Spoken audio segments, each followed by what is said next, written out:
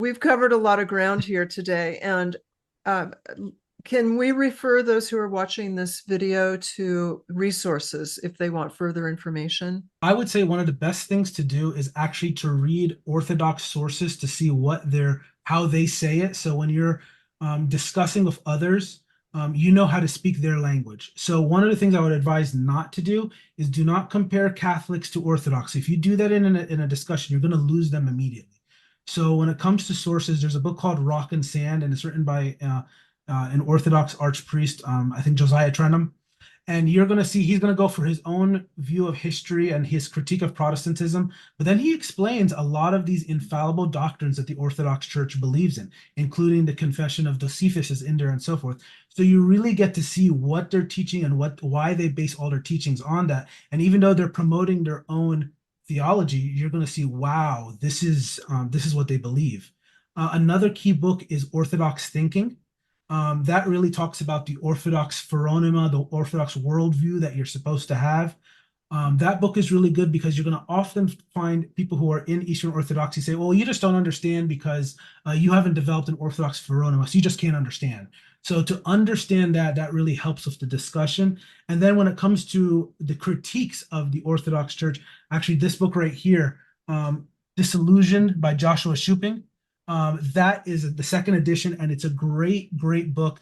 And he really discusses because he went into the Orthodox Church, then came out of it. So he really explains what are the attractions to it, and then what led him out of it. I would also recommend Joshua Shubing has some videos online that are really good. Gavin Ortland done tremendous videos on icons. So he's got a few of them on icons that are really good.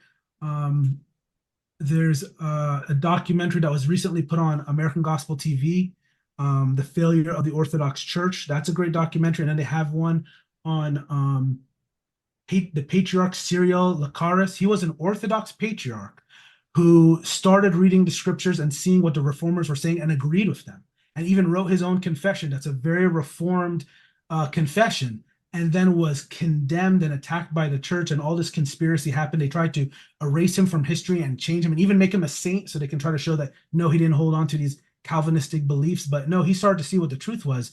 But the Orthodox Church tried to squash that immediately. So there's a great documentary on that. So I would focus on starting with some of those resources would be really helpful.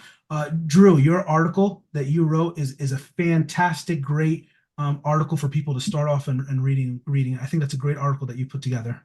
Yeah, that article was just my attempt at walking through kind of the highlights of what is taught in the East so that Protestants can kind of get a quick look.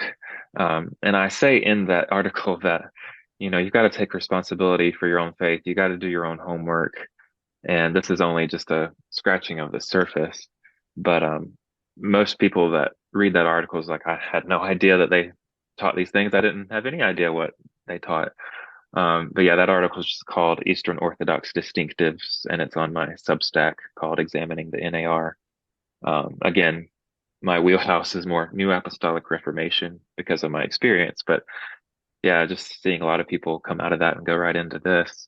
Um, and I agree about the documentaries also on YouTube called The Ancient Paths or Ancient Paths TV.